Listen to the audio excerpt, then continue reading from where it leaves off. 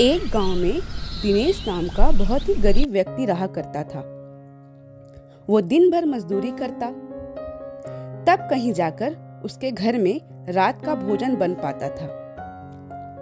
उसकी पत्नी काजल अपनी गरीबी की वजह से बहुत ही चिंतित रहती थी। मेरी समझ में नहीं आता जी, आखिर कब तक ऐसे ही गरीब रहेंगे। तुम चिंता मत करो काजल, भगवान पर भरोसा रखो। एक ना एक दिन हमारा बुरा समय टल जाएगा।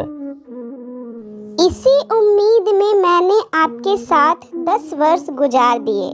धन आना तो बहुत दूर की बात है, मैं तो संतान के सुख से भी वंचित हूँ।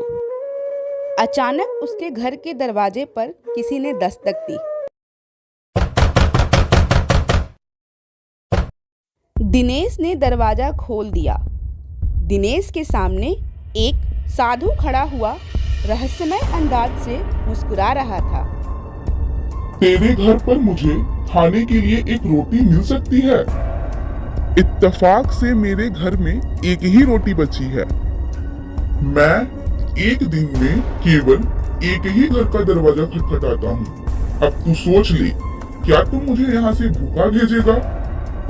साधु की बात सुनकर दिनेश सोच में पड़ गया। वो अपने पत्नी के पास जाकर सारी बात बताई। वैसे भी एक ही रोटी बची है, आधी तुम खाते आधी मैं। उस रोटी को खाकर हम दोनों का क्या ही भला होता। एक रोटी तुम साधु को ही दे दो, जाते जाते हमें दुआएं ही दे जाएंगे। दिनेश ने एक रोटी साधु को दे दी। तूने मुझे एक रोटी दे दी है, कल तक तुम्हें इसका फल मिल जाएगा। इतना कहकर साधु वहां से चला जाता है।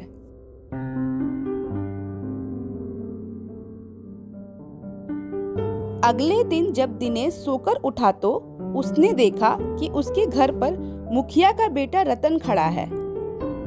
अरे मैं तो तुम्हारे उठने का ही इंतजार कर रहा था भैया, जल्दी चलो, पिताजी ने बुलाया है। रतन की बात सुनकर दिनेश मुखिया के घर चला गया।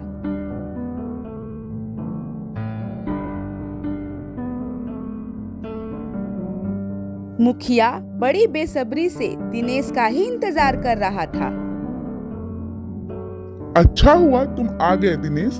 दरअसल बरसों पहले तुम्हारे पिताजी ने मेरे पास एक पोटली रखा था, मैं उसके बारे में बिल्कुल भी भूल चुका था। इतना कहकर मुखिया ने वो पोटली दिनेश को दे दिया। दिनेश के दिमाग में कई सवाल आ रहे थे। वो सीधे उस पोटली को लेकर अपने घर आ गया। क्या हुआ जी? मुखिया जी ने क्या कहा? उन्होंने आपको क्यों बुलवाया था? और आपके हाथ में ये पोटली कैसी है? इसके अंदर क्या है? दिनेश ने सारी बात अपनी पत्नी को बता दी।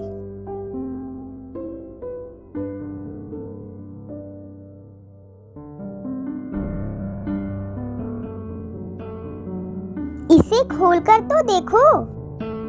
दिनेश ने जैसे ही उस पोटली को खोला, वो पोटली पूरी सोने के सिक्के से भरी पड़ी थी। दिनेश और उसकी पत्नी हैरान हो गए और उस पोटली को ध्यान से देखने लगे। मुझे तो लगता है ये साधु महाराज का चमत्कार है, हमें जाकर उनका आशीर्वाद लेना चाहिए। तुम सही कहती हो काजल, मैंने साधु महाराज को जंगल में जाते हुए देखा था। चलो हम दोनों मिलकर उन्हें ढूंढते हैं। दिनेश अपनी पत्नी काजल के साथ जंगल की ओर चला गया और साधु महाराज को ढूंढने लगा।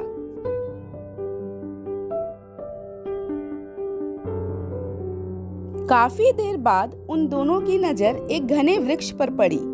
काजल और दिनेश ने देखा साधु एक घने वृक्ष के नीचे बैठे हुए थे। दिनेश अपने सोने के सिक्के से भरे हुए पोटली को लेकर साधु महाराज के सामने खड़ा हो गया। एक रोटी के बदले तुम्हें इतना कुछ मिल गया, अब तुम्हें क्या चाहिए? हम दोनों पति पत्नी ने फैसला किया है कि हम दोनों अब आपके साथ ही रहेंगे और आपकी सेवा करेंगे। तुम ऐसा नहीं कर सकते क्योंकि मैं एक जगह नहीं रुकता। आप जहाँ जहाँ जाएंगे हम दोनों भी आपके साथ ही जाएंगे, चाहे उसके लिए मुझे कितनी भी मुसीबत का सामना करना पड़े। काजल और दिनेश की बातें सुनकर साधु उन दोनों को बहुत गौर से देखने लगे। कुछ देर सोचने के बाद साधु ने कहा, मेरे साथ इस धन का क्या काम? साधु की बात सुनकर दिनेश और काजल वो पोटली को अपने घर पर छोड़ आए। उस दिन के बाद काजल और दिनेश साधु के पास ही रहने लगे। साधु जहाँ भी जाते वो दोनों पति पत्नी उनके साथ चलते। वो साधु के साथ साथ गांव-गांव, जंगल-जंगल भटकने लगे। साधु अगर भूखे रहते तो काजल और दिनेश भी भूखे रहते। वो पूरे मन से उस साधु का सेवा में जुट गए। बहुत दिनों बाद साधु उन दोनों को देखकर बोले, अब मैं ऐसे गांव में जाने वाला हूँ जो बाढ़ से पीड़ित है। अगर तुम दोनों जाना चाहो तो वापस जा सकते हो। नहीं साधु महाराज, हमने फैसला किया है, हम जीवन भर आपकी ही सेवा करेंगे। दिनेश की बात सुनकर साधु मुस्कुरा दिए और तीनों एक गांव की ओर चले गए। वो पूरा गांव रोग से पीड़ित हो चुका था। वहां के लोगों के पास इलाज कराने तक के पैसे नहीं थे। ये देखकर साधु को बहुत बुरा लगा। तभी उसकी नजर एक बहुत ही बड़े घर पे पड़ी। साधु वहां खड़े एक व्यक्ति से पूछे, ये घर किसका है? ये घर इस गांव के जमींदार का है। क्या इस गांव के जमींदार ने इस गांव के लोगों की मदद नहीं की? छोड़िए साधु महाराज, आज के जमाने में कौन किसकी मदद करता है। साधु दिनेश और काजल के साथ सीधे जमींदार के घर पर चले गए। अपने घर में 3 अजनबियों को देखकर जमींदार चौंक गए।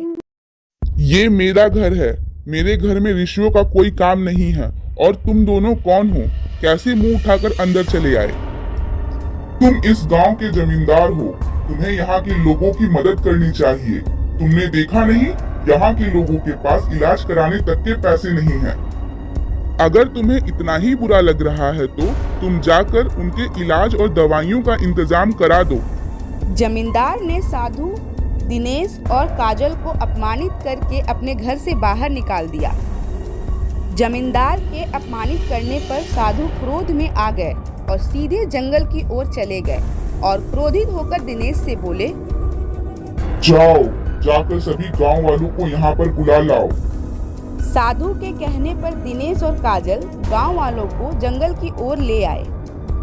साधु एक पेड़ के नीचे खड़े होकर गांव वालों की ओर देखते हुए बोले, तुम्हारे गांव के जमींदार के पास मैं गया था, लेकिन उसने तुम्हारी मदद करने से इनकार कर दिया। मैं यहाँ पर तुम्हारी मदद करने के लिए आया हूँ। इतना कहकर साधु ने उस पेड़ पर अपने हाथ रख दिया। जैसे ही साधु का हाथ उस पेड़ पर पड़ा, देखते ही देखते उस पेड़ के हरे भरे पत्ते की जगह सोने के बड़े बड़े पत्ते लटक रहे थे। यह देखकर गांव वालों की आंखें हैरानी से फटी की फटी रह गई। तुम सब रोग से पीड़ित हो, बीमारी के मारे हो, इसलिए तुम लोगों को जितना जरूरत हो केवल उतना ही सोना यहाँ से तोड़कर ले जा सकते हो। एक बात का खास ख्याल रखना, अपने मन में लालच को कभी जन्म होने मत देना। सारे गांव वाले खुशी से झूम उठे। इस खुशी के मौके पर काजल ने अपने हाथों से गांव वालों के लिए भोजन तैयार किया और सभी गांव वालों को अपने हाथों से थाली परोसी। एक थाली साधु के पास ले जाकर दिनेश ने कहा, हमें आपके साथ रहते हुए काफी समय हो गया है। आपने हमारे हाथ का बना हुआ कभी कुछ नहीं खाया। आज तो आपको हमारे हाथ का भोजन खाना ही पड़ेगा। दिनेश की बात सुनकर साधु बहुत गौर से दिनेश और काजल को देखने लगे और मुस्कुराते हुए बोले, आज मैं तुम्हारा दिल नहीं तोड़ूंगा। इतना कहकर साधु उस भोजन को खाने लगे, मगर भोजन को खाते ही साधु को गहरी नींद आ गई और देखते ही देखते सारे गांव वाले नींद के आगोश में समा गए।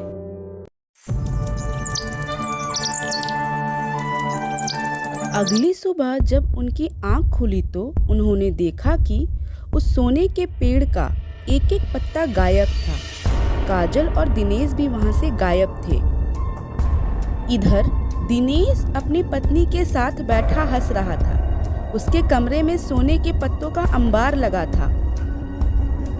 मैंने कहा था ना आपसे कि वो बहुत ही पहुंचा हुआ साधु लगता है।